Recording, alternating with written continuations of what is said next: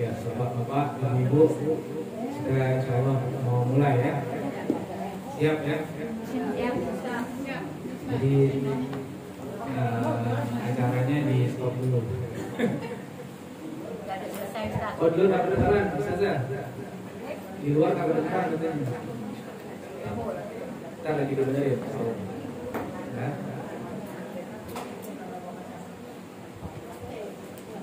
Cek.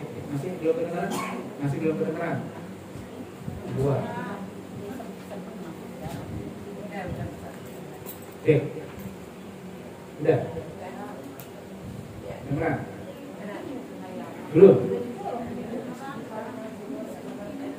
Belum kedengeran juga nih.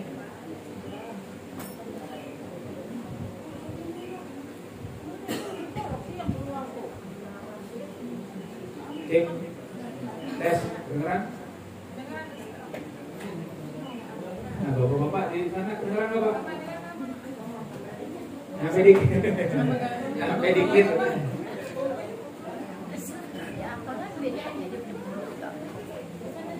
Tes. Tes.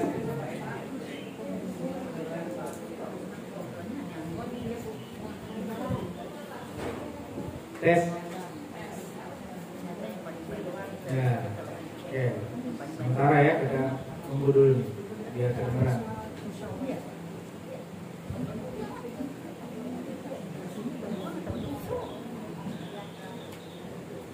Tes. Belum juga.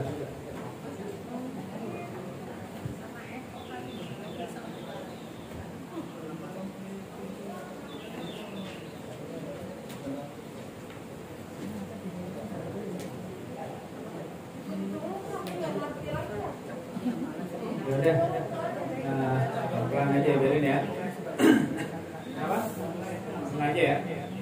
Bismillahirrahmanirrahim. Assalamualaikum warahmatullahi wabarakatuh.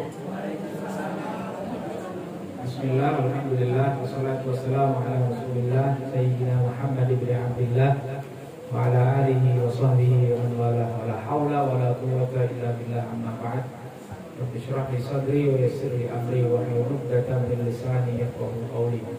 Subhanaka la ilma lana illa ma 'allamtana innaka antal alimul hakim. Wala haula wala quwwata illa billahil aliyyil azim. Bapak Ibu sekalian yang dirahmati Allah,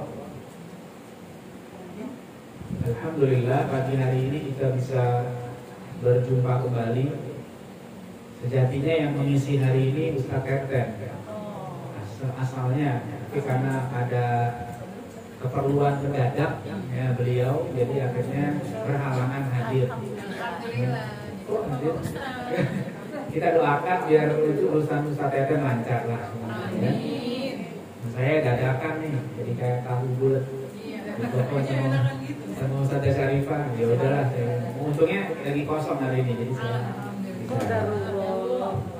Baik, tema yang ingin saya bahas pada pagi hari ini adalah bagaimana kita meraih berkah dunia akhirat.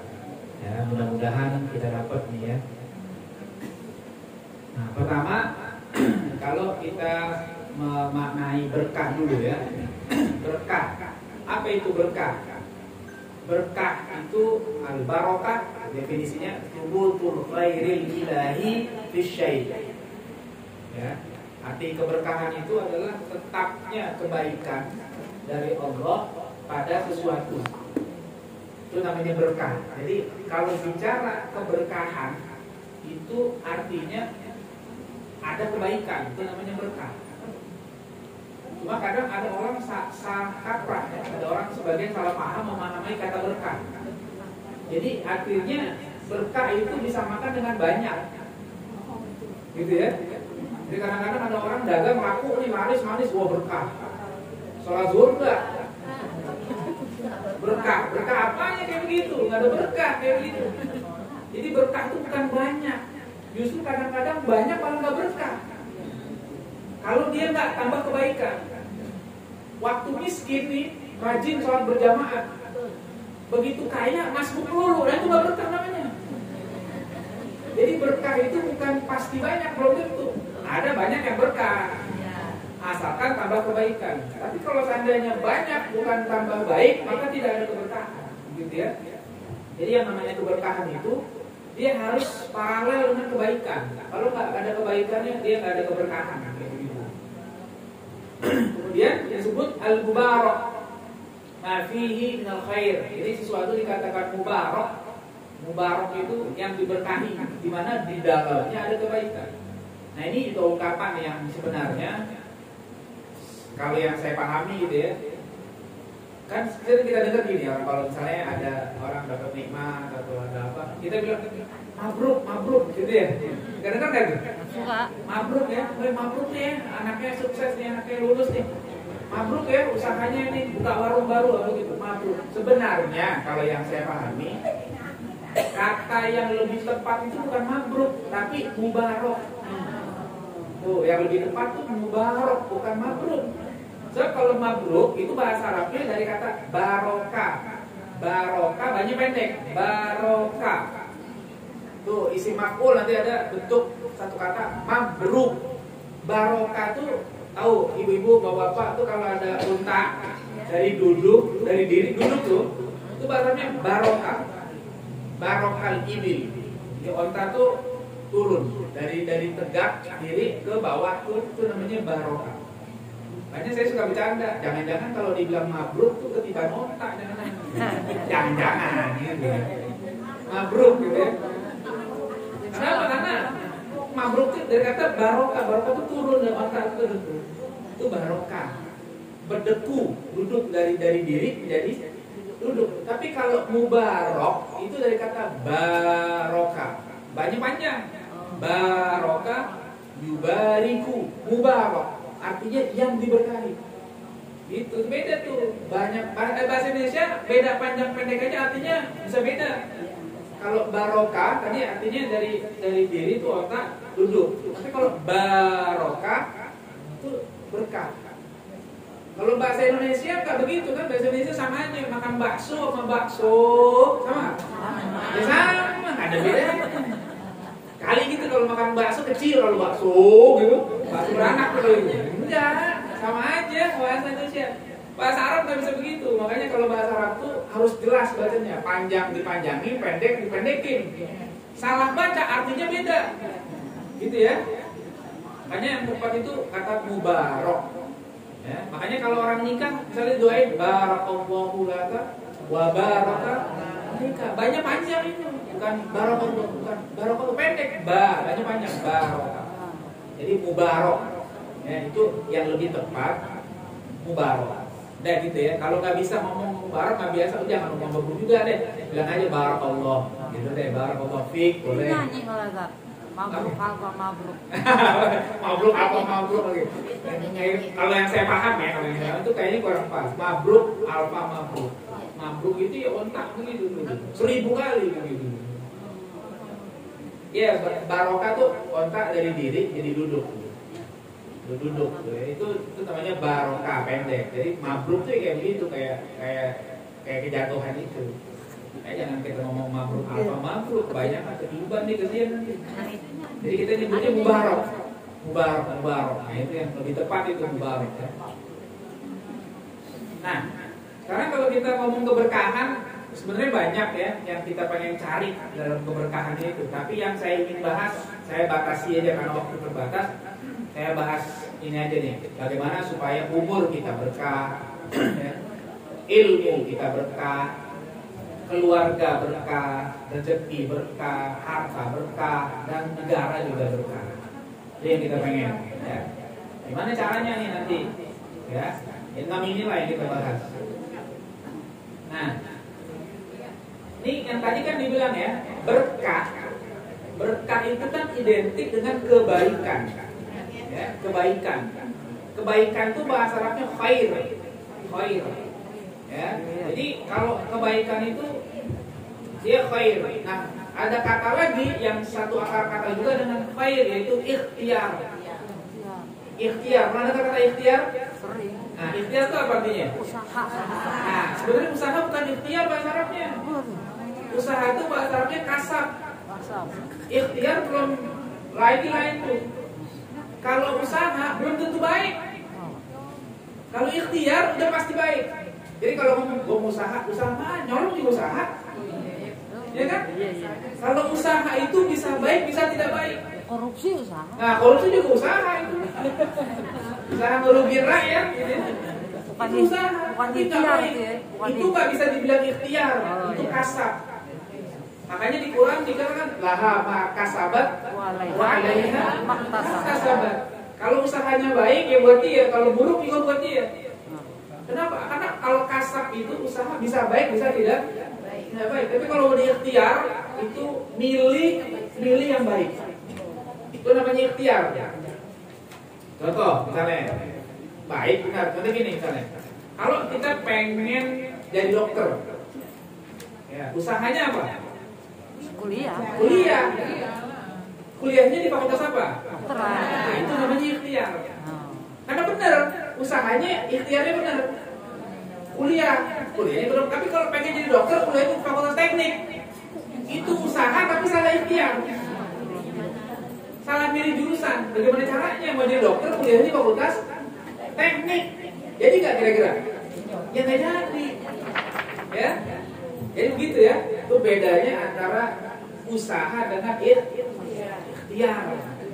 Jadi dalam Islam itu kita diberi kebebasan untuk milih, tapi harus milih yang baik.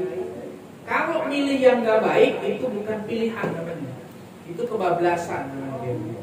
Ya, jadi silakan pilih. Makanya kita dikasih akal. Untuk apa? Untuk milih mana yang baik, mana yang buruk. Bukan cuma sekedar tahu. Kita tahu nih baik, ini nggak baik. Pilihlah yang baik. Tinggalkan yang nggak baik. Itu namanya ikhtiar. Orang yang baik namanya khair. Orang yang baik khairun nas, begitu. Karena baik, gitu ya. Nah, jadi keberkahan itu adalah kalau di dalamnya semua ada kebaikan. Kalau nggak ada kebaikan, nggak bisa dibilang berkah. Biar kata berlimpah, ya berlimpah duitnya nih.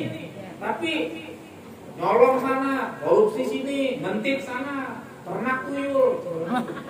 Misalnya, berlimpah duitnya, berkah apa enggak? Ya nggak berkah. Kenapa? Karena nggak baik. Begitu ya. Jadi yang berkah itu kalau baik. Kayak gitu. Oke, kita lanjutin ya. Ini contoh berkah umur dulu deh. Pertama ya. Kita ambil keberkahan umur, jadinya gimana? Ada doa Nabi Muhammad SAW buat umatnya. Ya. Apa doanya nih? Nabi Muhammad, Allahumma barik li ummati fi bukuriha. Jadi kata Nabi Muhammad, ya Allah, berikanlah keberkahan untuk umatku di waktu pagi. Loh, jadi Nabi ngedoain umatnya nih, kita semua didoain sama Nabi Muhammad supaya berkah. Nah, karena Nabi udah doain biar kita berkah, jadi apa yang mesti kita lakukan? Bangun sebelum subuh. Tuh, kenapa? Sebab Nabi udah doain, Allahumma barik li ummati fi bukuriha. Bangun sebelum subuh, jangan bangun udah siang. Dia duha baru bangun. Kata orang dulu tuh namanya udah tengah hari bolong. Iya, tahu nggak tengah hari bolong? Maksudnya apa tengah hari bolong? Ya gimana ceritanya tuh asbabul wurud gitu. Sebab disebut tengah hari bolong gimana tuh? Tahu nggak Bapak Ibu? Hah? Nah, dulu rumah orang tuh bilik. Bilik itu kan ada bolong-bolongannya tuh. Kalau matahari udah naik, bolongannya kelihatan nggak? Nah, itu dibilang tengah hari bolong. Begitu tuh sebabnya tuh. Karena kita ngomong aja nggak tahu tulisannya. Itu tengah hari bolong.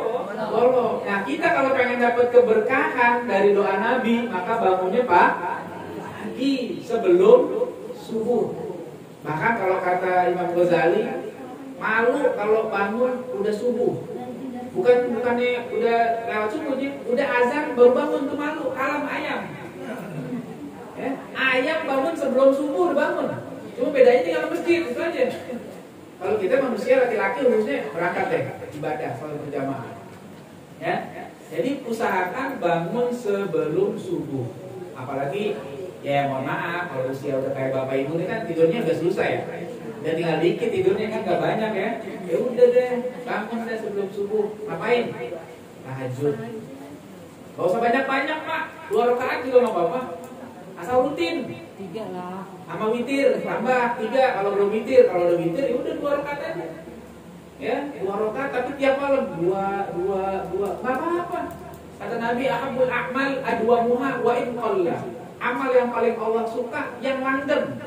Biar kata sedikit. Ya, enggak usah banyak-banyak enggak apa-apa. 2 rakaat aja enggak apa-apa. Ya, kalau belum witir salat witir tuh sebelum subuh. Kalau masih ada waktu belum subuh baca Quran deh. Ya, baca Quran atau zikir atau gitu kan, tungguin. Baca tuh kalau Nabi ngajarin baca subhanallah bihamdihi subhanallahil azim astagfirullah. Itu tungguin itu kok Masya Allah tuh. Ya. Begitu. Nah, kemudian apalagi supaya umur kita berkah, tentukan jadwal dari bangun tidur sampai tidur lagi. Ini dalam bahasa orang sekarang namanya manajemen waktu. Islam tuh sangat mengajarkan kita supaya manajemen waktu. Jangan kita bingung, bangun tidur ngapain ya? Harus jelas. Bangun tidur ngapain? Oh, bangun tidur sholat tahajud. Habis sholat tahajud ngapain lagi? Zikir. Oh, masjid sholat berjamaah. Apalagi nih? Oh, mungkin mau olahraga dulu sebentar. Gak apa-apa, yang penting semua perbuatan kita dari bangun tidur sampai tidur lagi itu yang Allah ridho. Oh, berangkat kerja, yang kerja berangkat kerja. Ya, yang ke pasar berangkat ke pasar. Ya, semuanya kerjain sampai tidur lagi. Jadi 24 jam itu nggak ada waktu yang terbuang, kosong. Dan kalau udah nganggur, udah ada waktu kosong, biasanya setan masuk di situ tuh. Ngegodain kita gampang banget tuh. Oh, ini begini. Nah, kena ada kita tuh. Tapi kalau kita sibuk, udah nggak ada setan pintu masuk. Kenapa? Karena ada kegiatan. Ini kerjain ini. Lalu begitu. Ya, jadi kita harus buat jadwal harian. Ngapain nih hari ini mau kemana? Yang penting jelas. Jadi sebelum kita apa? Sebelum kita berangkat, kita kira-kira mikir dulu aja. Nih kalau saya jalan ke sini Allah ridho apa enggak? Kalau ridho jalan. Kalau kira-kira Allah nggak ridho jangan jalan. Ya. Jadi kalau bahasa Imam Ghazali gini, jangan sampai kita ada di tempat yang Allah murka. Ya. Dan jangan sampai kita nggak ada di tempat yang Allah cinta. Jadi kalau ada tempat yang Allah nggak suka nih, kita jangan ada di situ. Dan kalau kira-kira di tempat Allah cinta, kita jangan sampai nggak hadir. Ya, jadi kita tentukan jadwal. Kemudian kita muhasabah sebelum tidur. Nah, sebelum tidur tuh baca doa, segala macam kita muhasabah, evaluasi. Hari ini gimana nih? Banyakan baiknya atau banyakan kurangnya, gitu ya. Kalau ada baiknya, alhamdulillah. Itu puji Allah, jangan kita bangga. Wah, aku kayaknya hari ini bagus, pahalanya banyak. Nah begitu, jangan sombong. Alhamdulillah hari ini Allah kasih izin kita ibadah, beramal, mudah-mudahan Allah tetapkan, gitu ya. Nah, kalau ada kurang-kurang nih, tadi kurang ini, ya Allah mohon maaf, istighfar, mudah-mudahan besok lebih baik lagi. Itu begini terus, tiap hari kita begitu, ya. Tiap pagi tuh, apa yang bisa kita lakukan, kita lakukan. Muhasabah, ada yang baik kita tingkatin lagi, yang kurang kita tinggalin. Ini kalau pengen umur kita berkah, ya. 2, berkah ilmu kita. Ya, berkah ilmu nih. Gimana supaya berkah? Nih kata dalam satu riwayat disebutin man izdada ilman wa lam yazdad hudan lam yazdad minallahi illa bu'dan. Barang siapa yang tambah ilmunya tapi tidak tambah petunjuknya, tidak tambah kebaikannya, lam yazdad minallah, dia enggak tambah apa-apa dari Allah illa bu'dan, kecuali tambah jauh. Jadi kalau kita nuntut ilmu tiap hari, tiap Rebo, ya, seminggu sekali, 2 minggu sekali dan sebagainya, bagaimana caranya kita tahu ilmu kita dapat manfaat? Lihat tadi kebaikan yang kita lakukan, makin banyak atau makin dikit. Kalau ilmu kita makin banyak, ilmu banyak, kebaikan tambah banyak, insya Allah itu jadi ilmu yang manfaat. Itu namanya berkah tuh. Tapi kalau makin banyak ilmu tapi makin baik, berarti itu ada masalah dengan kita tuh. Harus kita perbaiki. Makanya yang kita cari tuh kewajiban kita nih, thalabul ilmi. Itu kewajiban kita tuh, thalabul ilmi. Nanti habis thalabul ilmi ada namanya tahsilul ilmi. Tahsilul ilmi itu artinya dapat ilmu. Kalau dapat ilmu ini bukan kewajiban kita. Sebab apa? Ada orang belajar nggak paham, ada nggak? Iya. Ada. Tapi yang wajib udah kita jalanin. Tugas kita hanya menuntut ilmu. Adapun paham itu bukan kewajiban kita.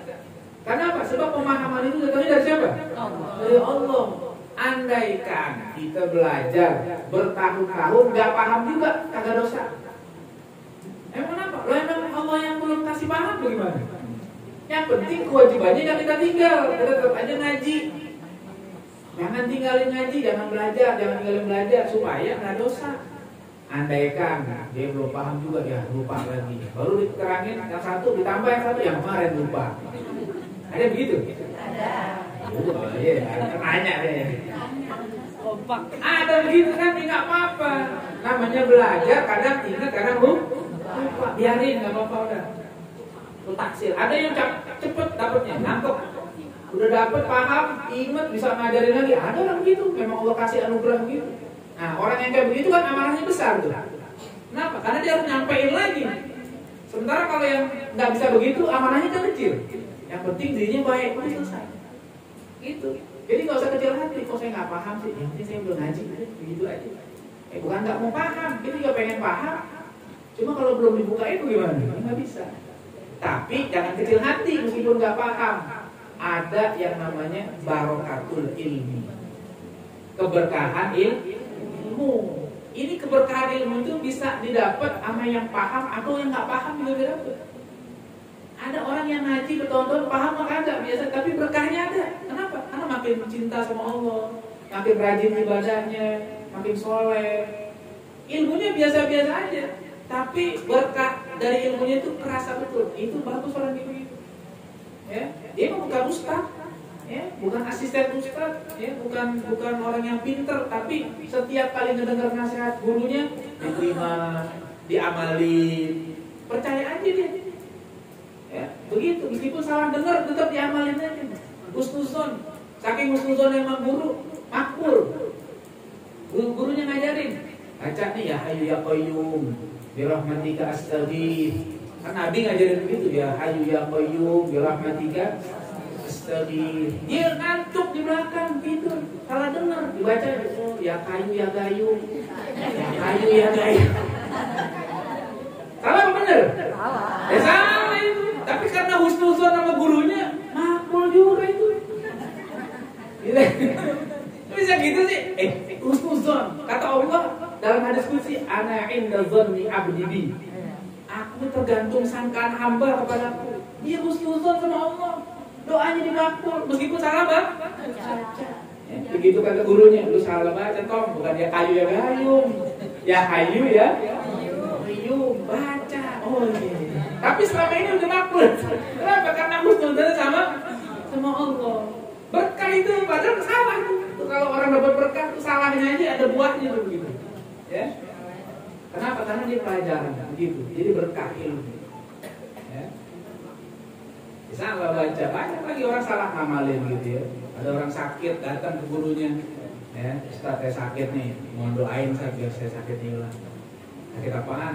Sakit apalah, gula lah apa gitu. Ya udah, ke gurunya dibaca aja puluh 3 kali tiap habis sholat. Itu nasihat gurunya gitu, dia husnuzon, ya, baca bener, hilang penyakitnya Pak. Lapor ke gurunya, kemarin saya udah cek lagi ke dokter, ke Ustaz, guru, gimana? Alhamdulillah penyakitnya hilang. Baca puluh, iya, baca puluh 3 kali. Gimana? Puluh 3 kali, puluh 3 kali, puluh 3 kali. Gitu baca. Bener apa salah tuh? Salah tuh bacanya tuh. Tapi gara-gara husnuzon, makmul tuh. Padahal salah gak tuh? Salah kan mesti baca qul huwallahu ahad, Allahus samad, lam yalid wa lam yulad wa lam yakul lahu kufuwan ahad. Ali. Ini saking kagak paham sama ilmu. Yang Ustaz puluh 3 kali, puluh 3 kali, puluh 3 kali, puluh 3 kali. Begitu aja dulu. Kenapa tuh? Tuh karena saking husnuzonnya sama Allah. Dia minta kesembuhan dengan Allah, dengan baca firman Allah.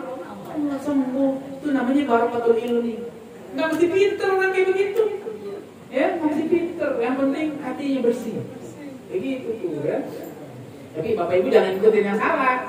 Kan udah tahu yang benar nih. Kan di rumah ya kayu-kayu nggak makmur. Karena udah tahu yang benar. Gitu. Kali ini mungkin ngantuk tuh. Diselondak kali malam. Jadi ngajinya ngantuk. Jadi ada barokatul ilmi, berkah ilmunya. Nah kemudian biar berkah ilmu itu apa? Pelajari ilmu yang fardu ain dan fardu kifayah. Tuh, kalau mau dapat berkah ilmu yang fardu ain jangan ditinggal. Jangan sibuk belajar yang fardu kifayah, yang fardu ainnya lupa. Ya, ini dalam pendidikan kita begini harusnya. Jangan anak-anak kita pinter bahasa Inggris, baca Quran kagak bisa. Nah itu nggak benar. Kagak berkah kayak begitu. Bukan berarti bahasa Inggris itu nggak bagus. Bahasa Inggris pelajarin. Kita perlu belajar bahasa Inggris supaya nggak dibohongin sama orang. Ya bisa. Tapi jangan sampai bahasa Quran, bahasa Allah nggak paham. Nah, bahasa Nabi-nya nggak paham. Ya, jangan sampai dia matematikanya dapat 100, 90 dan sebagainya. Giliran wudhu kagak bisa. Itu namanya nggak berkah ya. Kenapa? Yang fardu ain ditinggal, yang fardu kifayah dikerjain. Ibadah kita nih, jangan sampai nggak ngerti. Bapak Ibu ngerti ibadah kita, wudhu yang benar, tayamum yang benar, jangan tayamum pakai kaki, salah lagi. Udah tayamum cuma muka sama tangan. Kalau ada pakai kaki nggak tahu ngajarin di mana. Yang tayamum itu ilmu fardu ain atau fardu kifayah itu? Fardu ain buat kita ibadah, masa tayamum aja salah? Kalau boleh. Jadi wajib tahu tuh. Wudhu yang benar, tayamum kalau nggak ada air, tayamumnya yang benar, jangan sampai salah, udah gitu malu ntar. Jadi belajar yang fardu ain, mana yang fardu kifayah. Yang fardu kifayah itu bukan cuma urusan jenazah. Karena orang kalau ngomong fardu kifayah, urusan jenazah doang. Padahal yang namanya fardu kifayah banyak. Bukan hanya urusan jenazah, banyak lagi ilmu fardu kifayah yang lain. Kemudian ilmu biar berkah itu ada kaitannya dengan adab, dengan amal, dengan keyakinan, dengan kebenaran. Itu ilmu yang berkah. Jadi ilmu yang berkah itu kalau bikin adabnya tambah baik, amalnya tambah soleh, keyakinannya tambah kuat, kebenarannya didukung. Itu baru ilmu yang manfaat, yang berkah. Kalau dia berilmu tapi nggak beradab, nah itu berarti nggak berkah. Gitu ya. Makanya kalau kita lihat ada orang misalnya dianggap pinter, punya gelar tinggi, tapi bukan makin dekat sama Allah, berarti dia nggak berkah ilmu itu, nggak bermanfaat. Belajar sains, tapi malah jadi ateis, rugi kayak gitu. Malah nggak percaya Tuhan gara-gara belajar sains. Harusnya kalau belajar sains itu dia makin yakin sama Allah Subhanahu Wa Taala. Tapi ini ada orang belajar sains malah ragu apakah Tuhan ada. Nah itu parah juga begitu. Jadi jangan, keyakinan kita harus benar, kebenaran itu harus didukung. Makanya kita suka ngomong kita harus berpihak. Pihak itu bahasa Arab tuh fi haqqin. Fi di hak kebenaran. Jadi kita harus yang namanya berpihak itu kita harus ada dalam kebenaran. Kalau seandainya kita nggak dukung kebenaran namanya bukan pihak, bil batil. Berpihak itu adalah pada posisi yang benar. Gitu ya. Begitu. Pihak. Dia cari ilmu yang bermanfaat, tinggalkan ilmu yang nggak manfaat. Ambil ilmu yang manfaat, yang nggak manfaat jauhin deh, nggak usah belajar ilmu yang nggak manfaat. Ilmu yang membuat kita semakin jauh dari Allah tuh tinggalin. Ilmu yang membuat kita lupa ibadah tinggalin. Tapi ilmu yang manfaat supaya itu ada berkahnya. Para ulama kita dulu begitu, sahabat-sahabat Nabi itu belajarnya nggak banyak, tapi berkah. Belajarnya biasa-biasa aja tuh, kadang cuma seminggu sekali kumpul sama Nabi. Coba perhatikan deh, sahabat-sahabat Nabi itu belajar kan biasa-biasa aja kadang-kadang. Belajar Quran sahabat Nabi kan cuma 5 ayat, 5 paling banyak 10 ayat, dan belum ditambah kalau belum diamalin. Sahabat Nabi itu begitu, pelan-pelan. Makanya meresep sama mereka tuh, biar tahu 1 ayat 2 ayat aja, tapi ya Allah terbawa betul dalam hatinya. Itu namanya berkah. Jadi bukan masalah banyak atau sedikitnya belajar, dikit nggak apa-apa, yang penting diamalin, itu namanya manfaat. Oke, kita lanjutin yang berikutnya. Nah, berkah dalam keluarga. Gimana supaya keluarga kita berkah? Nih, kalau orang habis nikah, didoain kan, barakallahu laka wa baraka alaika wa jama'a bainakuma fi khair. Itu doanya tuh kan kalau orang habis nikah tuh. Barakallahu. Betul. Kenapa? Karena memang kudu didoain begitu biar berkah. Apa bedanya barakallahu laka wa baraka alaika? Kata ulama, barakallahu laka itu mudah-mudahan Allah berkahi kamu. di saat kamu lagi enak. Wa baraka alaika, juga diberkahi kalau hidupnya lagi nggak enak. Namanya hidup berkeluarga kan kadang enak, kadang enak. Namanya berkeluarga ada masalah nggak?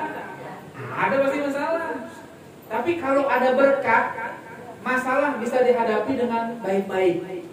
Akhirnya nggak sampai bercerai, nggak sampai bubar rumah tangganya, ya. Jadi rumah tangga yang udah dibina betul-betul dirawat, dijaga. Itu baru berkah kayak begitu ya. Nggak sampai ada KDRT di rumah, gitu kan? Waktu lagi prewedding foto banyak banget, baru nikah sebulan bonyok. Kagak berkah kayak begitu. Kenapa? Ngapain juga pakai foto-foto kayak begitu? Ya, jangan. Jadi kalau pengen berkah harus baik semuanya. Ya, jadi biar diberkahi pada saat kita senang, diberkahi saat kita susah juga ada berkahnya. Ya. Nah kemudian waktu kita dapat anak itu sunnah didoain juga tuh. Barakallahu laka fil mawhub wa syakartal wahid wa balagha asyuddahu wa ruziqta birrahu. Itu doa kalau ada orang dapat anak, kita doain begitu. Barakallahu laka fil mawhub, mudah-mudahan Allah berkahi kamu ya dalam apa? Anak yang dikaruniainya. Tuh, anak itu jadi bawa berkah. Gak apa-apa. Anak kalau seandainya nggak dapat berkah itu jadi musibah buat orang tua. Jadi fitnah. Kalau di Quran sebut tuh inna min auladikum wa amwalikum fitnah. Bisa jadi membuat kita terjerumus ke dalam neraka kalau seandainya kita nggak dapat berkah di anak itu. Jadi kita minta supaya anak kita juga menjadi anak yang diberkahi, yang soleh, yang solehah. Nah, caranya gimana supaya berkah keluarga? Jaga diri dan keluarga dari api neraka tuh. Allah pesan ya ayyuhalladzina amanu qu anfusakum wa ahlikum naro. Hai orang-orang yang beriman, jaga diri kamu dan keluarga kamu dari api neraka. Kita nih di dunia, anak kita kena api dunia rela enggak kita? Rela ya. Di jalan, kita lagi jalan ada orang merokok, naik motor. Asapnya terbang tuh baranya kena anak kita, marah gitu. Marah. Nah sekarang masa kita rela anak kita kena api neraka? Jangan. Ya, harus apa? Harus dijaga jangan sampai kena api neraka. Caranya gimana? Didik dengan adab, ajarkan ilmu yang manfaat. Itu kalau pengen dijaga dari api neraka, bukan dibeliin baju anti peluru, bukan dibeliin baju anti panas, enggak, di neraka nggak bisa tuh kayak begitu. Jadi cara supaya anak kita selamat, diri kita selamat dari api neraka, kita harus didik diri kita dengan adab dan ajarkan ilmu yang manfaat. Kalau kita nggak mampu mendidik sendiri, serahkan kepada yang mampu mendidiknya dengan baik.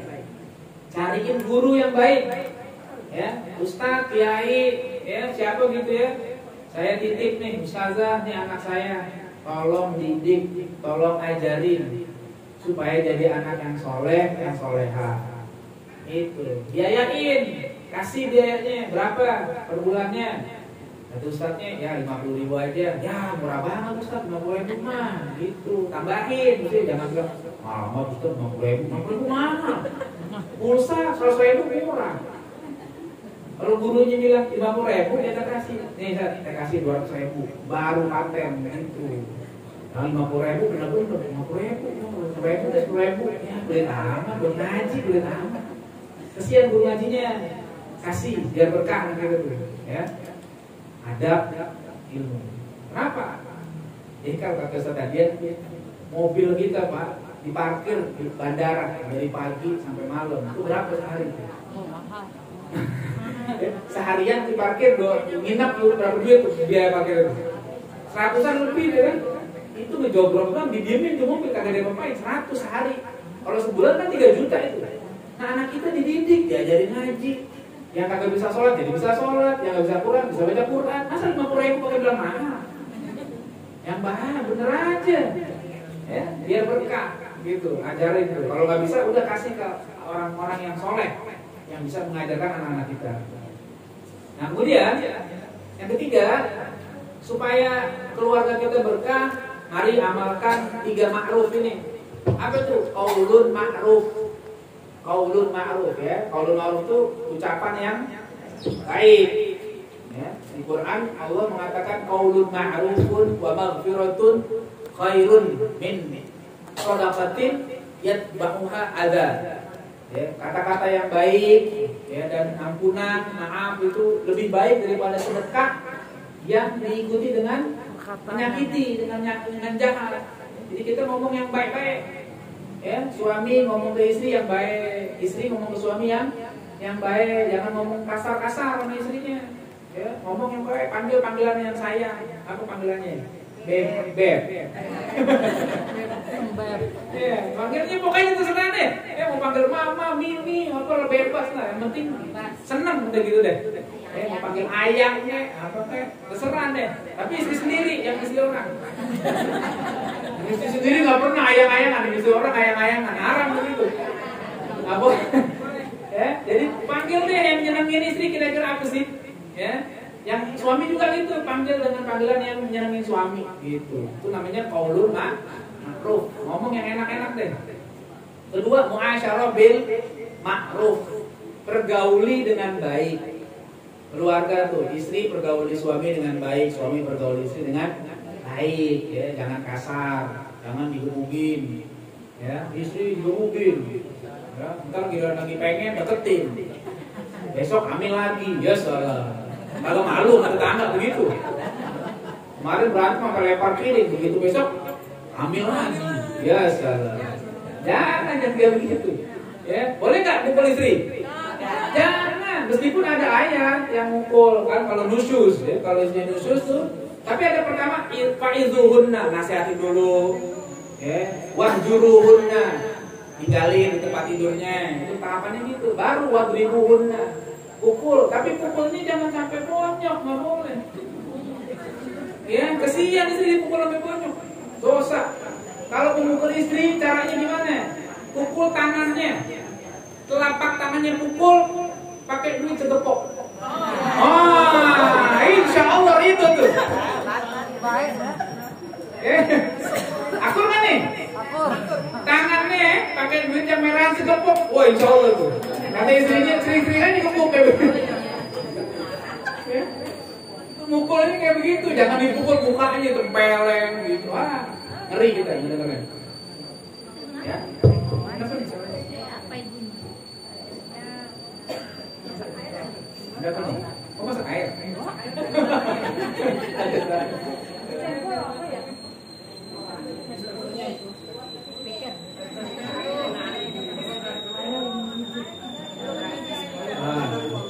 Ya udahlah. Jadi yang kedua muasyarah bil ma'ruf, bergauli dengan baik. Bangunnya berhenti langsung. Bangun aja, Bu. Jadi kalau apa namanya? Ya sama-sama saling pengertian lah ya. Si istri, suami pulang kerja capek, nah, disambut, siapin makannya.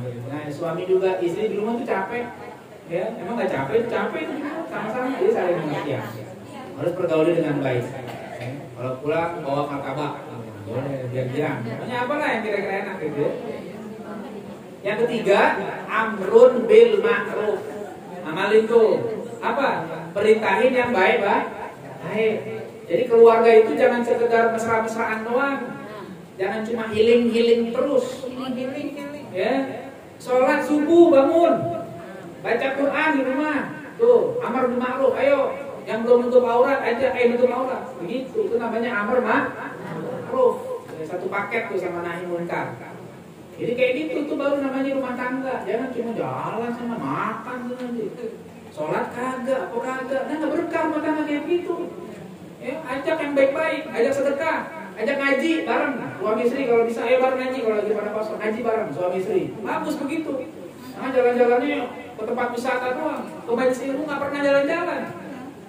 Jangan, sekali-sekali ke tempat wisata boleh, tapi jangan terus-terusan ke tempat wisata dulu. Jauh nyampe, ngaji depan mata kagak nyampe. Jangan begitu.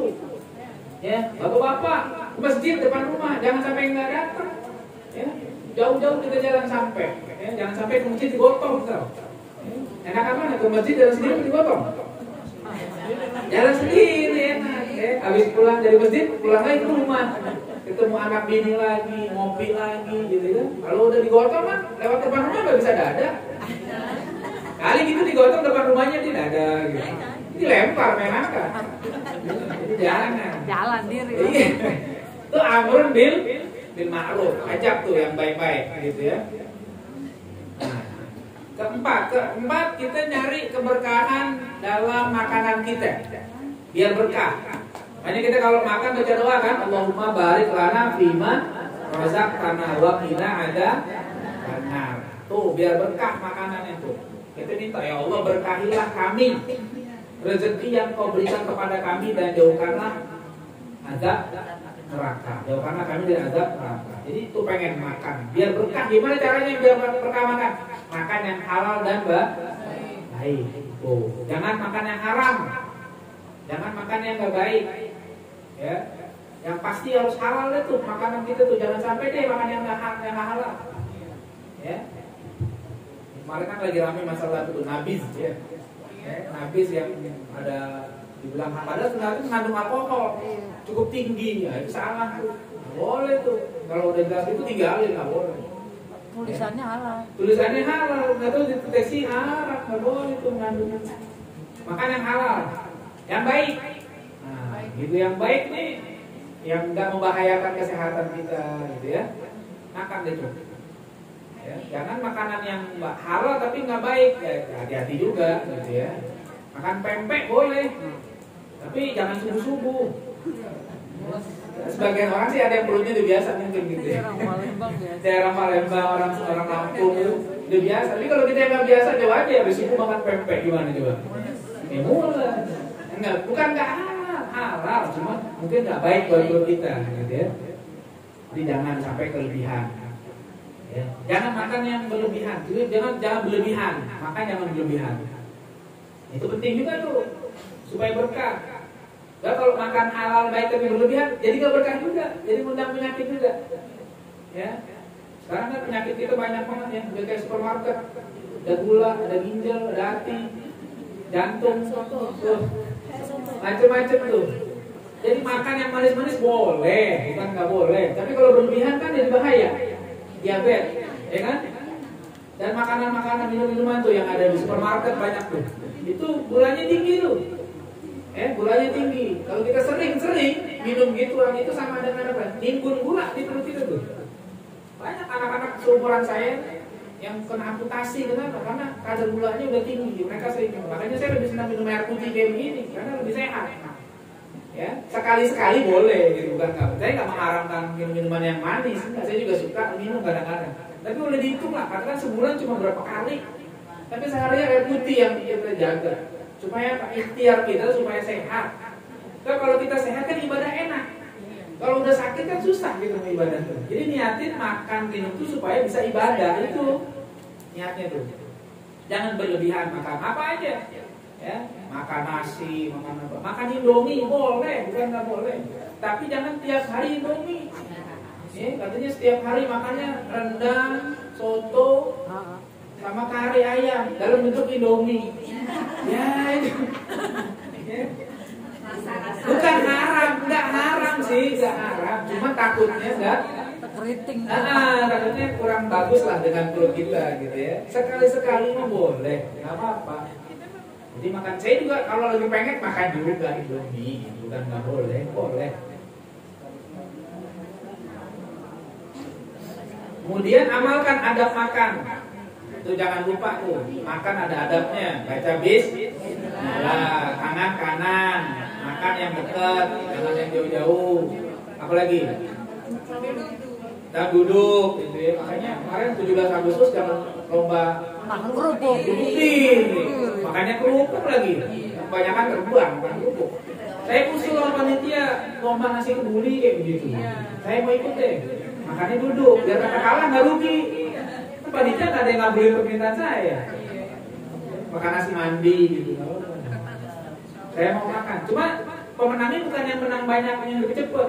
Pemenangnya yang pakai adab makan. Saya bilang gitu. Jadi kalau yang sebelumnya berhenti dia menang. Nah, itu kan ujiannya gitu. Makan nasi mandi biasanya kalau udah ngeliat itu pengen banyak sedikit. Nah itu ujiannya. Kira-kira yang berhenti duluan dia menang. Udah. Akhirnya biarin kalah deh yang penting kenyang. Ya, jadi makan, adab makan harus dijaga. Kalau bisa makannya berjamaah, itu juga bagus tuh. Sering-sering berjamaah makan. Nah itu adab makan supaya berkah. Nabi Ibrahim itu digelari Abu Dhaifan. Ya, dia kenapa? Karena hobinya Nabi Ibrahim itu menjamu tamu. Setiap kali ada tamu datang ke rumahnya, disuguhi makanan, makan bareng. Nabi Ibrahim begitu. Dan kalau makan itu hukum makan macam-macam. Ada makan yang hukumnya wajib. Makan wajib apa? Makan yang wajib apa hukumnya? Makan kalau kita nggak makan kita mati, maka wajib tuh hukumnya itu. Ya, kalau kita nggak makan bisa celaka, maka wajib makan. Ada makan yang sunnah. Apa makan yang sunnah? Nah, makan yang sunnah tuh sahur tuh contohnya. Satu, makan sunnah tuh. Kita makan hukumnya sunnah. Kedua, makan nemenin tamu itu sunnah tuh. Meskipun kita udah makan, sunnah tuh. Kenapa? Supaya tamu nafsu makannya. Ini kalau kita makan bareng tamu nih, kita jangan buru-buru kelar, pelan-pelan. Terus kalau kita kelar, kira-kira tamu enak kan nambah? Malu kan dia? Iya. Makanya kita makan kalau bareng tamu makannya pelan-pelan aja. Saya tahu enak biar dia senang. Itu sunnah hukumnya kayak begitu. Ya. Kalau lagi puasa kan? Kalau lagi puasa siapanya? Batal ya? Ya kalau seandainya kira-kira nggak menyakiti tamu, boleh kita terus puasa. Tapi kalau kira-kira pengen nyenengin tamu, kita makan juga bareng dia. Dulu ada seorang ulama begini, ini ulama besar. Dia lagi puasa sunnah. Di pasar lagi jalan, ada orang ngomong gini, Tuan, ayo silakan diambil, dicobain minuman saya ini, mudah-mudahan Allah berkahi kamu. Diminum sama dia langsung. Sama murid ditanya, Syekh, kok ada minum? Kan ada puasa katanya. Iya betul, saya puasa. Tapi saya ngarepin doa dia katanya. Karena didoain supaya saya diberkahin, saya minum katanya. Tuh, niatnya begitu. Boleh tuh gitu. Tuh ulama kalau tahu hukum begitu. Ya saya lagi puasa saya sunnah. Tapi saya ngarepin orang yang ikhlas ngedoain ya. Sampai dia begitu. Tapi kalau seandainya kira-kira tamunya nggak marah sih, udah. Saya puasa nih, saya cuma nyampein aja. Makan deh. Kalau dikira-kira takut malu, dia saya tinggalin deh biar makan gitu deh ya. Apa? Kayak saya kan kadang-kadang lagi puasa nggak makan dan minum sini. Bapak ibu kan makan aja dia. Saya yakin bapak ibu nggak marah kalau saya nggak makan. Tapi sekarang kalau lagi pada puasa saya minum, jangan marah juga ya. Iya gitu. Amalkan adab makan. Kemudian niatkan makan agar kuat ibadah. Itu aja. Supaya bisa ibadah, jangan kita lemes, jangan kita nanti mau ibadah susah. Udah begitu niatin makan tuh. Jadi berkah. Jadi setiap makanan yang masuk ke dalam diri kita itu menjadi berkah. Karena dipakai buat ibadah. Makanya kalau dalam satu hadis disebut gini, la takul illa ta'ama taqiyyin. Jangan kamu makan kecuali makanan dari orang yang bertakwa. Wala ya'kulu ta'amaka illa taqiyyun. Dan jangan ada yang makan makanan kamu kecuali dia orang yang bertakwa. Jadi kalau kita mau makan dari orang yang takwa, itu makanannya insya Allah halal. Baik. Begitu juga kalau kita mau ngasih makan, kasih makan orang-orang yang bertakwa. Supaya makanan yang dimakan jadi darah, jadi daging buat ibadah. Begitu. Ya. Terus beri makanan kepada orang lain yang membutuhkan. Kalau ada banyak rezeki kita, makanya Nabi bilang kalau masak sayur banyakin kuahnya. Hadis itu benar nggak? Benar. Sahih nggak? Sahih. Tapi ngamalin jangan salah, benar-benar kuah dibagi. Itu nggak paham namanya ngajinya. Benar-benar kuahnya banyakin. Datang ke tetangga, maaf nih, apa nih? Kuah sayur. Itu namanya ngaji kagak paham. Nabi ngomongnya benar, kita ini salah pak. Maksudnya banyakin kuahnya, tambahin isi. Jangan benar-benar benar kan kata Nabi banyakin kuah. Jujur banget ngamalin. Tapi hitung-hitungan namanya kayak begitu. Itu ngaji kagak paham. Makanya hadis ini sahih. Kalau pemahaman yang nggak sahih jadi kayak begitu tuh contohnya tuh. Betul, dibilang ini hadis sahih. Oh iya sahih, nggak salah. Tapi kalau pemahamannya nggak benar, jadi begitu pemahamannya. Benar-benar tetangga dikasih apa itu? Sama kayak hadis suruh ngusap kepala anak ya. Tim ada nggak tuh? Ada. Sahih nggak? Sahih. Bener diusap-usap doang. Tuh anak lagi main gundul, panggil sini. Diusap-usap di sana, gitu. Berarti anak yatim gue salah apaan? Kalau mau diunyeng-unyeng gitu. Dikasih duit kagak, maksudnya suruh usap kepala anak yatim, girangin. Kasih kayak duitnya buat jajan nih, itu sama jajan. Itu jadi anak yatim, nah kalau diunyeng-unyeng gitu, terus main lagi. Kata anak yatim mau lagi main di depannya, diunyeng-unyeng orangnya. Itu namanya nggak paham hadis, nggak paham dalil. Makanya jangan begitu. Ya. Bagi makanan yang butuhkan. Siapa ya? Tetangga kita kali ada yang butuh siapa? Siapa lagi lah? Silakan. Ya, bagi-bagi tetangga, saudara. Ya, apalagi kalau punya keluarga yang butuh, kita pahala dua tuh, pahala silaturahim dan pahala sedekah kalau ada saudara yang membutuhkan. Supaya apa? Makanan kita juga berkah. Ya, itu kalau kita pengen dapat keberkahan dalam makanan kita. Tiga, harta. Supaya berkah harta kita nih. Ya, kalau lihat emas kan mak main nih. Emas nih ya, emas batangan, sama duit tuh. Kata Nabi, nikmal malus soleh lirrojulis soleh. Sebaik-baik harta itu ada di tangan orang yang baik.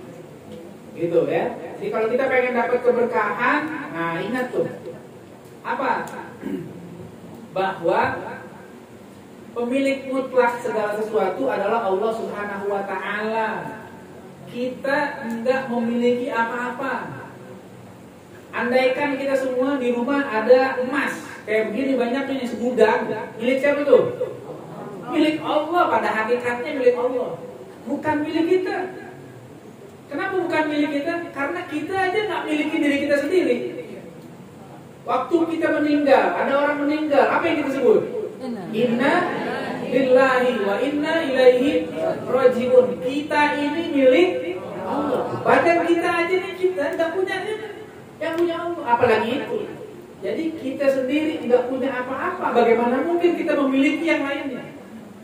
Makanya harus dipahami bahwa apa yang kita punya itu bukan milik kita. Rumah hakikatnya bukan milik kita, meskipun ada SHM-nya, sertifikat hak milik. Sebenarnya di dunia itu kita cuma dapat sertifikat hak guna pakai, udah gitu doang. Selama masih hidup pakai, itu udah meninggal, udah selesai. Begitu jadi warisan, begitu ya.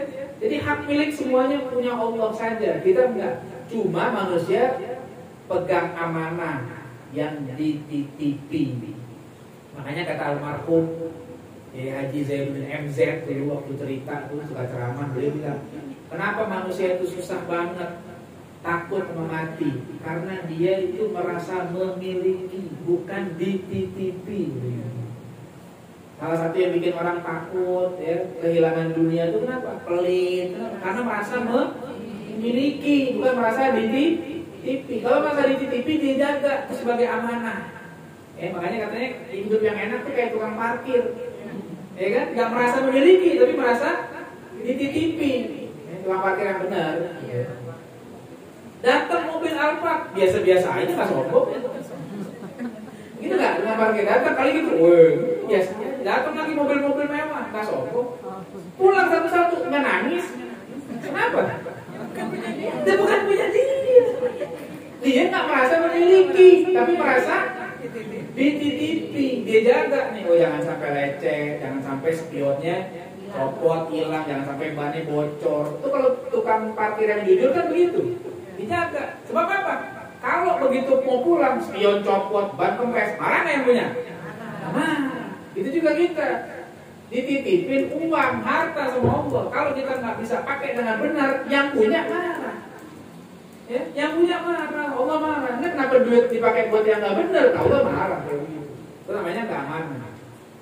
Ya.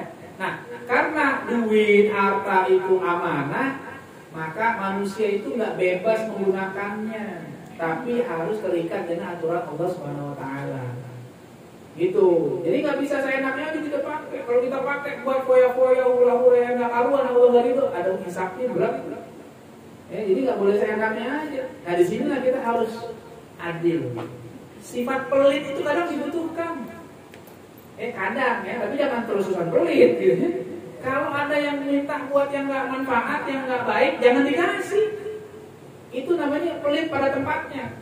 Tapi kalau giliran yang butuhkan baik-baik, jangan pelit. Kasih. Begitu ya. Jadi kita harus terikat dengan aturan Allah Subhanahu Wa Taala. Mau dipakai buat apa nih?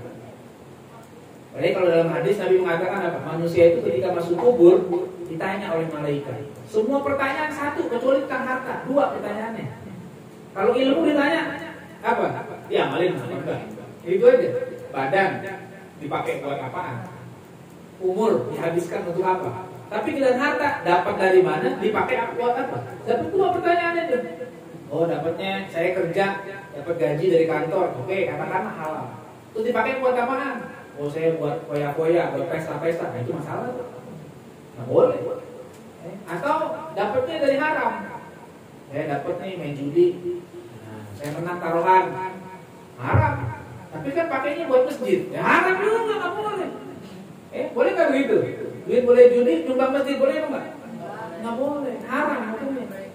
Itu kalau kata ulama, kalau orang yang niatnya baik, tapi amalnya nggak baik, itu kayak ngebersihin baju, nyuci baju pakai air kencing.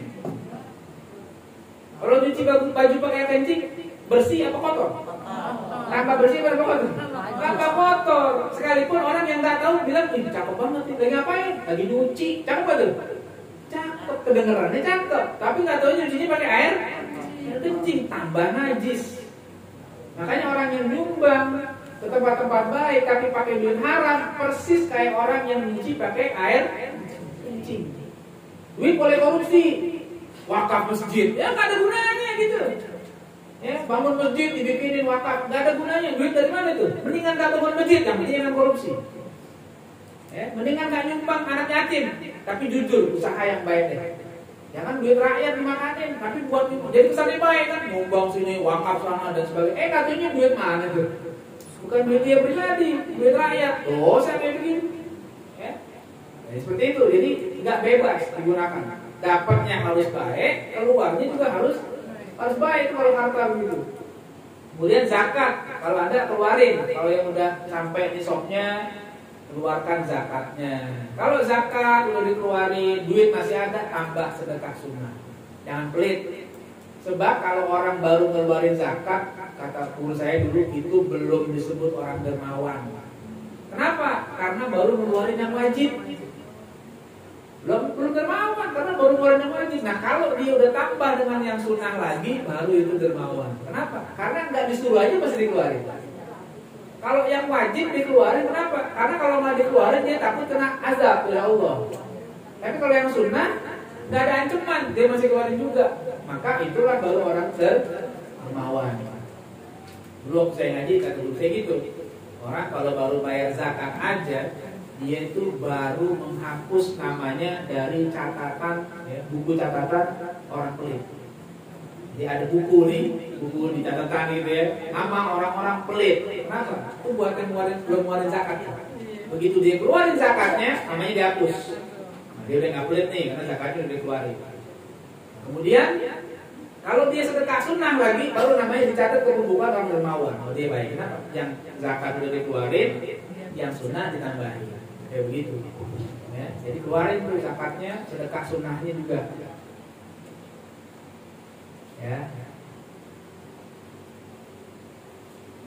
Nah, kalau orang yang duitnya banyak, kata para ulama, ibadah yang paling utamanya ibadah maliyah ini, ibadah harta ini yang paling utama buat dia.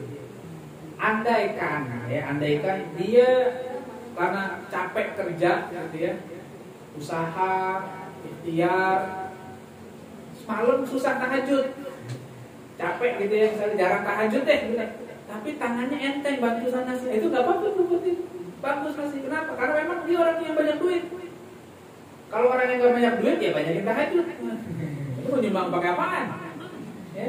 Tapi kalau yang banyak duit, sedekah hartanya itu yang diharapkan. Jadi ibadahnya orang kaya itu lebih afdol dia nyumbang dibandingkan baca Quran, dibandingkan tahajud. Kenapa? Sebab kalau tahajud baca Quran manfaatnya buat dia sendiri. Kalau dia nyumbang dengan hartanya, manfaat banyak apa enggak? Banyak. Oh, masjid misalnya dibangun, kurang dana. Kalau ada orang kaya, ketutup nggak tuh? Ketutup. Tapi kalau sama orang miskin, nggak ketutup. Kenapa? Orang miskin cuma bantu doa. Saya doain deh. Saya doain. Kalau semuanya bantu doa, semen kebeli nggak? Ya kagak kebeli.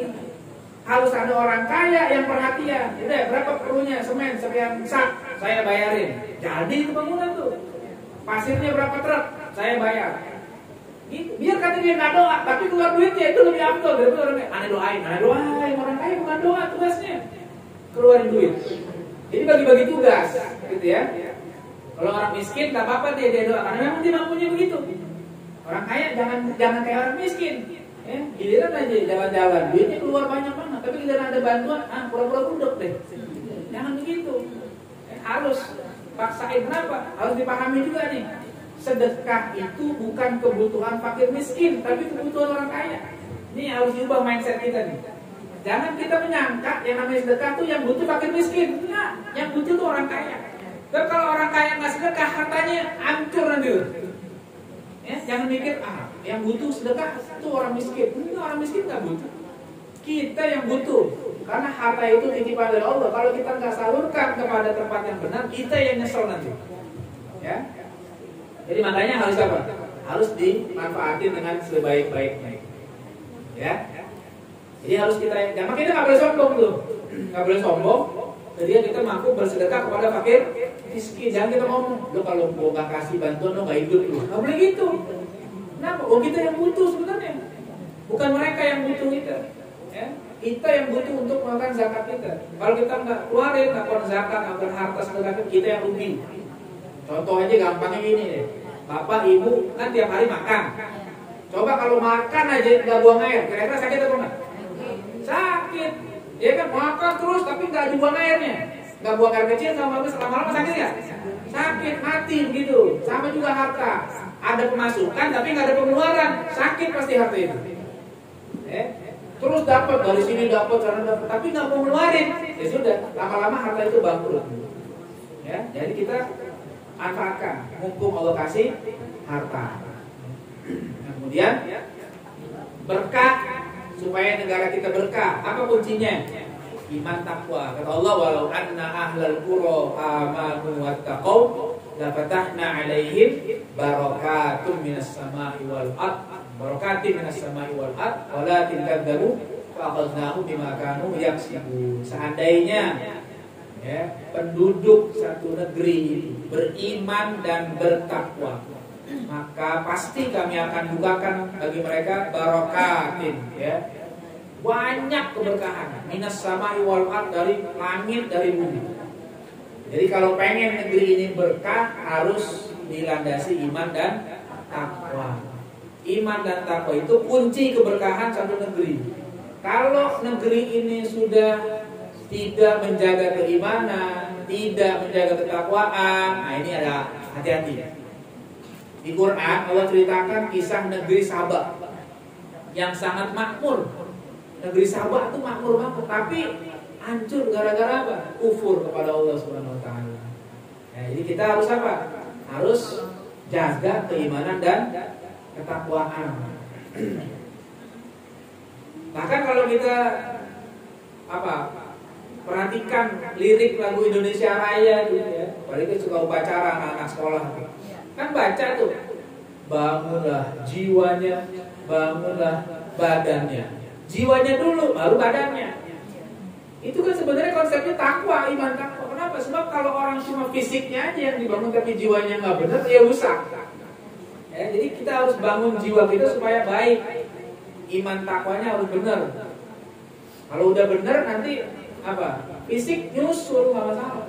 Tapi kalau seandainya fisik dibangun, jiwanya nggak dibangun, ya rusak. Ya, korupsi makin menggila. Ya, kalau dulu korupsinya satu orang, sekarang korupsinya rame-rame. Nah, susah tuh.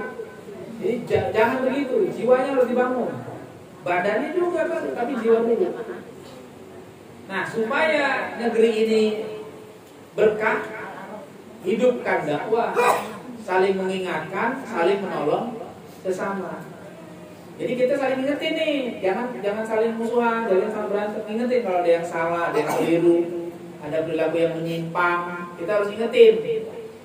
Itu dakwah. Jadi kalau nggak ada yang saling mengingatkan, ada maksiat, semakin merajalela, menjamur, makin banyak, makin rusak. Ya, makin rusak kalau seandainya dakwah nggak dihidupkan. Kalau hidupnya masing-masing aja gitu, masih individualis, nggak peduli deh, biarin aja, yang penting bukan gue ini.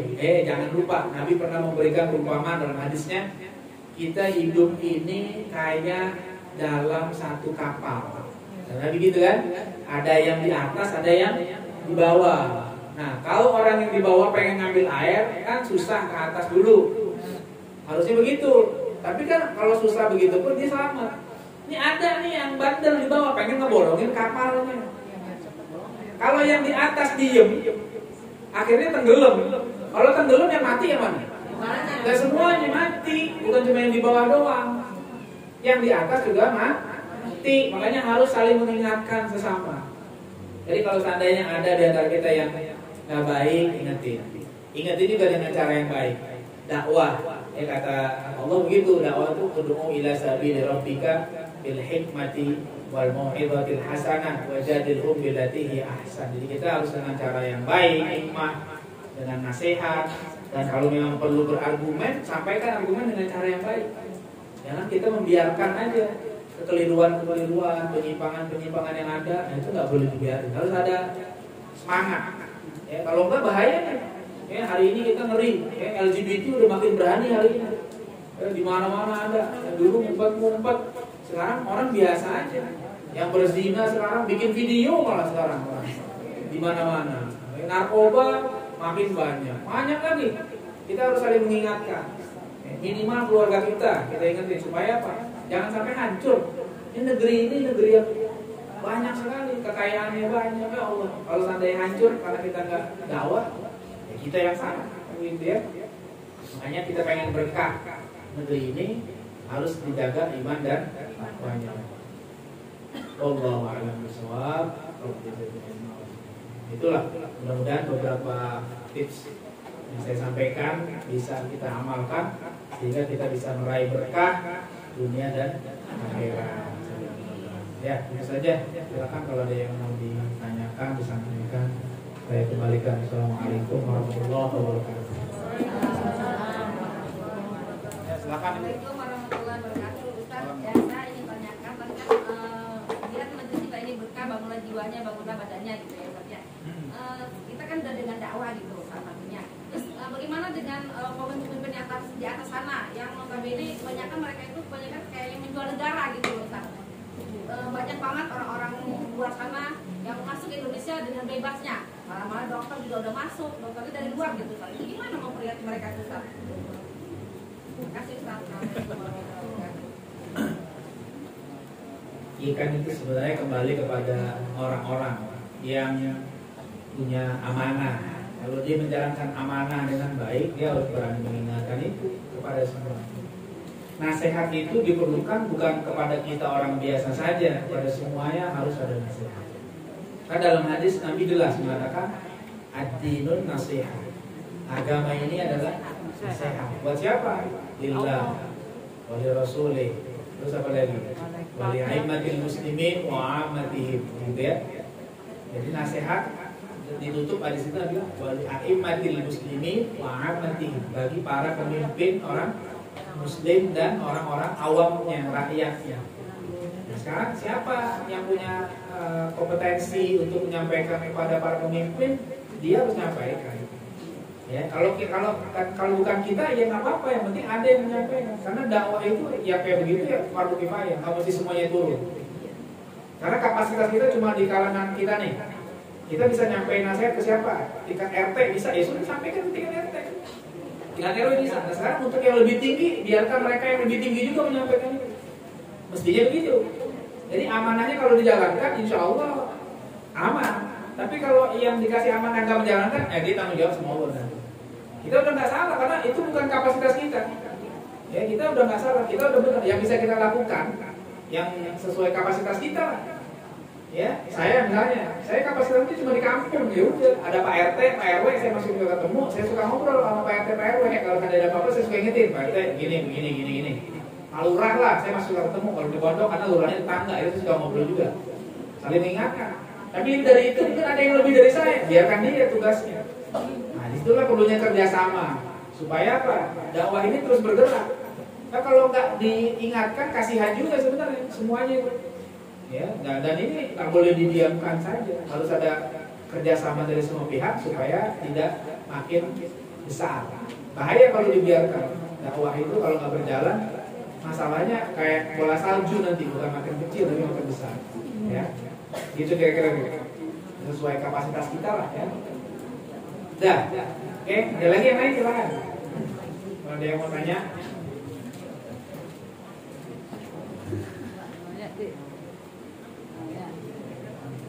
Siapa? Silakan.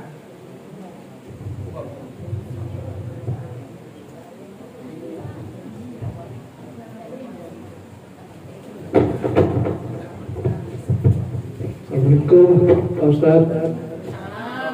Saya menyimpang sedikit boleh ya? Jangan menyimpang. Keluar jalur. Ya silakan aja, kalau saya bisa saya jawab. Ya amin amin. Ini Pak, kita berdoa dari Quran juga itu ada Rabbana sama Allahumma. Ya. Itu kok ada beberapa dari Ustaz teman kenal ya Ustaz, katanya lebih afdal Rabbana. Kalau menurut Ustaz seperti apa? Makasih Ustaz. Waalaikumsalam.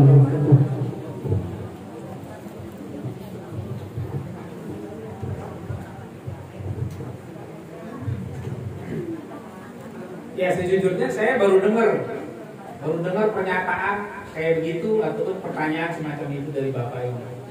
Karena dua-dua lafaz itu digunakan baik Rabbana maupun Allahumma. Di Quran kita temukan kalimat Rabbana ada, Allahumma juga ada. Ya, di hadis juga banyak. Kenapa? Qulillahumma tu'til mulka. Nah, itu kan ada Allahumma-nya tuh. Ya, ada. Jadi sebenarnya kalau buat saya pribadi ya, jadi artinya mau menggunakan lafaz Rabbana bagus, Allahumma juga bagus. Kenapa? Karena yang kita minta Allah. Karena dua-duanya sama. Rabbana itu artinya ya Tuhan kami. Allahumma artinya ya Allah. Sama juga sebenarnya, nggak ada masalah. Dan dua-duanya dipakai, di Quran dipakai, di hadis dipakai. Artinya nggak ada masalah. Nggak ada yang ini lebih baik dan itu lebih baik. Silakan saja. Yang penting kita berdoanya mintanya kepada Allah, bukan kepada selain Allah. Kalau minta selain Allah itu masalah. Ya. Dan juga ikhlas lah berdoa itu. Poinnya bukan pada lafaz Rabbana atau Allahumma. Itu yang saya pahami gitu ya. Karena dua-duanya ada dan nggak ada keterangan. Yang setahu saya nggak ada keterangan dari Nabi mengatakan lafaz ini lebih baik daripada ini, nggak ada. Gitu ya. Jadi boleh sesekali kita pakai Rabbana, sesekali pakai Allahumma. Kadang-kadang kita pakai ilahi, bisa juga. Bisa ya Robbi, boleh, sama aja, nggak masalah kayak gitu ya. Jadi itu bukan satu hal yang inilah ya. Allah silakan aja. Oke, ada lagi yang lain barangkali? Ya, siapa lagi? Ya. Assalamualaikum warahmatullahi wabarakatuh. Waalaikumsalam. Ini pertanyaan juga menyimpang ya. Sekarang kita lihat pemimpin kita banyak yang menghujat. Tapi ada juga itu yang menyampaikan bahwa kita harus mendoakan. Tapi kadang-kadang di hati kita ini kita udah doakan tapi dia nggak berubah-ubah. Dan juga tadi seperti kita lihat yang tadi, kita udah nyampaikan kayak mamanya kayak Pak RT, kayak RW. Karena kayak nyambung. Itu kan kita. Ya. Terima kasih.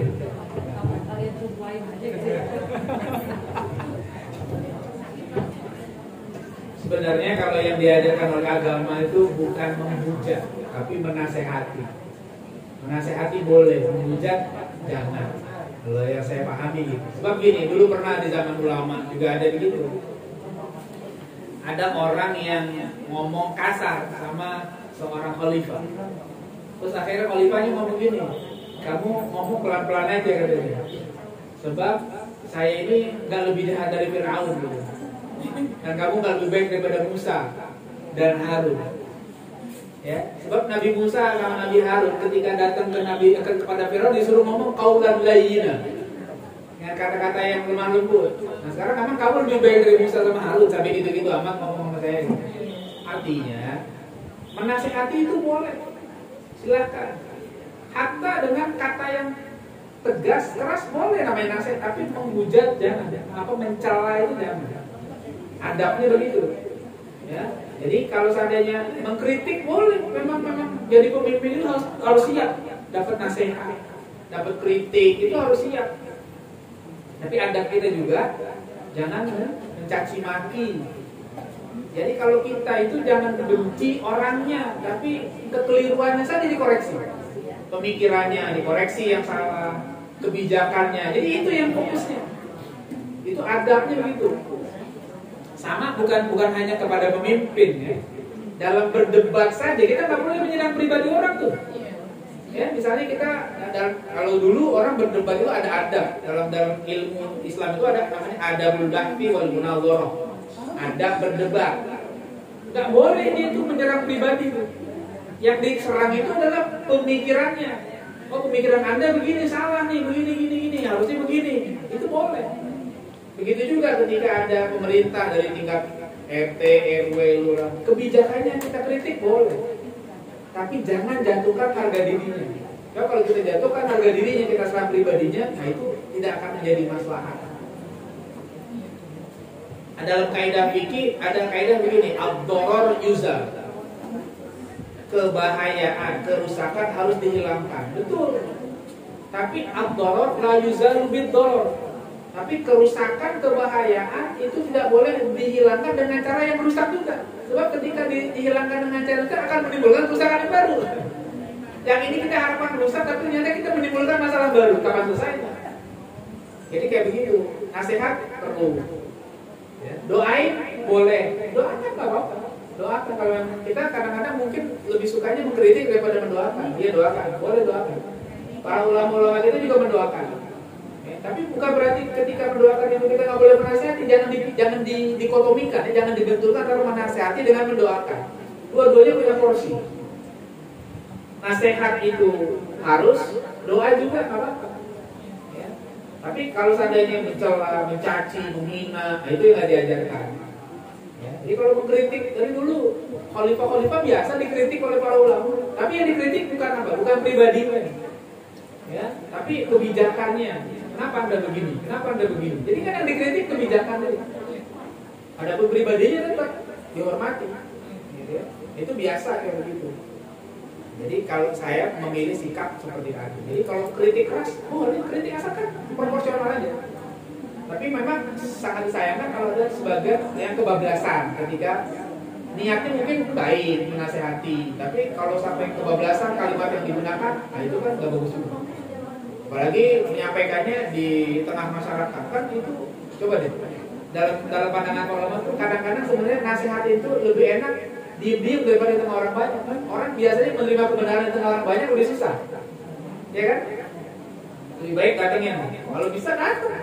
Atau kalau kita nggak bisa, kita datang ke orang dekatnya, biar orang dekatnya yang menyampaikan pelan-pelan. Itu biasanya lebih dipertimbangkan daripada kita mengkritiknya di depan orang banyak, ya. Apalagi yang dicela pribadinya, nah itu biasanya agak berat. Tapi kalau sekadar untuk mengkritik kebijakan itu boleh. Emang di negara ini juga dijamin kan, boleh aja kita menyampaikan kritik. Kenapa ini begini, kenapa? Boleh kita mempertanyakan itu, ya.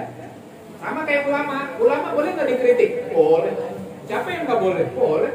Imam Nawawi, coba aja baca kitabnya Imam Nawawi. Dalam kitab Al-Azhar, Imam Nawawi itu mengkritik banyak ulama lain. Dikritik sama dia, ini salah, ini fatwanya nggak benar, biasa. Tapi dia nggak menjatuhkan derajat. Kata Imam Nawawi, karena tujuan kita itu supaya orang tidak tertipu dengan kekeliruan ini, bukan tujuan untuk menghinakan orang lain. Gitu. Jadi harus dibedakan antara mengingatkan orang dengan menghina orang. Kira-kira kayak gitu nih. Ya, Allah a'lam. Ya, silakan. Ya itu.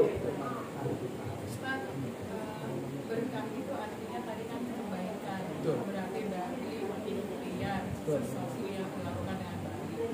Di dalam surat Al-Insan di ujung ayatnya kan dikatakan ini dengan Ustaz memberikan ilmu ini berarti kan memberikan satu peringatan buat kita, karena ini kan banyak ayat-ayat dan hadis yang sama. Tapi Allah katakan di ayat 30-nya wa ma tasyauna illa ayyasha'allah, tidak mungkin bisa menempuh jalan kebaikan itu kecuali atau kehendaki, kata Allah. Dan Allah menghendaki kita kan inginnya masuk ke dalam rahmatnya Allah. Nah, pertanyaannya gimana sih yang biar kita itu bisa dikehendaki Allah tetap dalam ikhtiar gitu, kan dalam usaha, karena tadi usaha identiknya dengan yang jelek, dikehendaki Allah terus kita dalam kebaikan tuh gimana sih caranya? Ini pembahasan sebenarnya nanti berkaitan dengan masalah hakikat takdir. Ya. Sebenarnya kita harus menyikapi dengan baik semua itu. Itu baru kita bisa dapat berkah. Contoh gini. Ini ada papan tulis sih kalau bisa gambar. Jadi gini misalnya. Ini dalam kehidupan kita nih, ya. Dalam kehidupan kita tuh ada yang, kalau boleh dibilang, ada yang ngenakin, ada yang nggak ngenakin gitu ya. Ada yang ngenakin, ada yang nggak ngenakin dalam hidup itu kan ya. Sekarang yang ngenakin terbagi dua. Yang enakin nih terbagi dua. Apa? Ada yang berupa hal-hal yang sifatnya materi, ada yang non materi. Ya, gitu ya. Ada yang sifatnya materi, ada non materi. Contoh, yang enakin sifatnya materi apa? Misalnya, Harta. dapat duit, enak nggak? Enak ya. Kita punya teman baik, enak. Itu materi tuh, istilahnya itu kita dapat.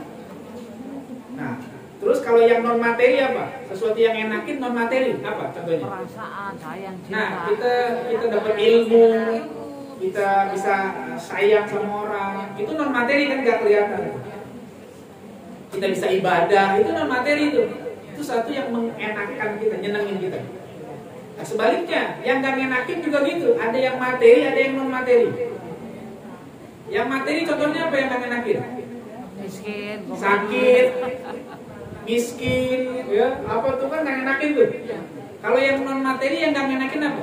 sedih, Gelisah, termasuk maksiat ngenakin nggak? Nggak ngenakin. Kita maksiat tuh kan nggak ngenakin tuh. Tapi kadang terjadi nggak pada kita? Terjadi. Kalau kita bicara hakikat, semua itu datangnya dari siapa? Allah. Hakikatnya begitu ya. Kita ngomong hakikatnya. Hakikatnya semua dari Allah. Sekalipun itu ada ikhtiar orang juga, ada orang juga. Sekarang bagaimana menyikapi yang baik dan tidak baik, yang materi atau non materi? Tinggal menyikapinya dengan cara yang baik. Ketika kita dapat sesuatu yang enakin secara materi, Allah meminta kita apa? Bersyukur. Kalau kita dapat nikmat berupa uang, dapat jabatan, dapat teman-teman yang baik, Allah tuntut kita bersyukur. Ketika kita bersyukur, berarti kita Allah takdirkan baik juga. Sekarang nikmat materi yang non materi, kita dapat ilmu, bisa ibadah.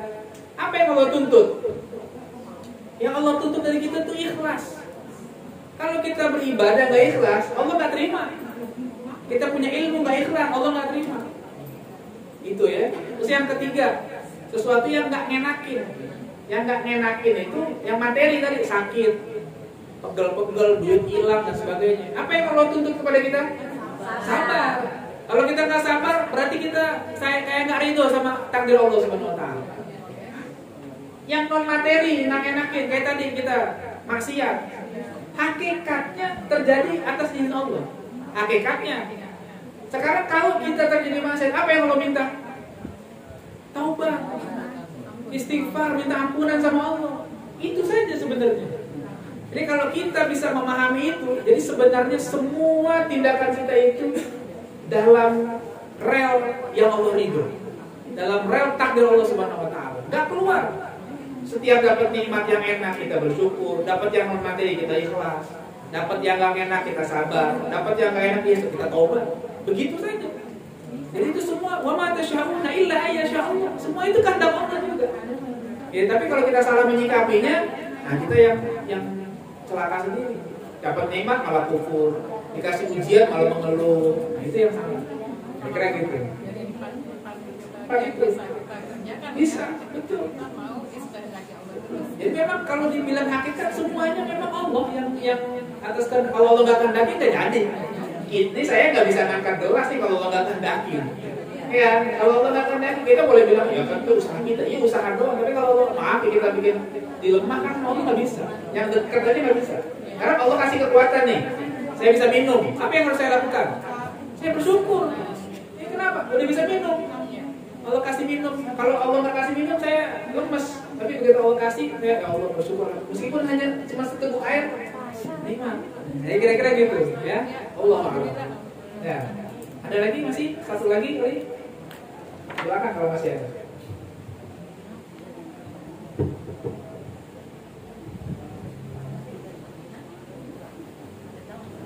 Cukup. Baik. cukup ya. Sudah jam 11 insya Allah. Ya namanya juga dadakan. Lumayan juga ya. Allah mudah-mudahan manfaat. Ya, kita doa sama Allah mudah-mudahan diberi kesehatan, ya, istiqomah, ya, sampai kita pulang kepada Allah husnul khotimah. Ya, mohon maaf kalau ada kekurangan. Kita tutup dengan hamdalah dan doa kafaratul majlis. Alhamdulillahirabbil alamin. Subhanallahumma wa bihamdika asyhadu an la ilaha illa anta astaghfiruka wa atubu ilaik. Assalamualaikum warahmatullahi wabarakatuh.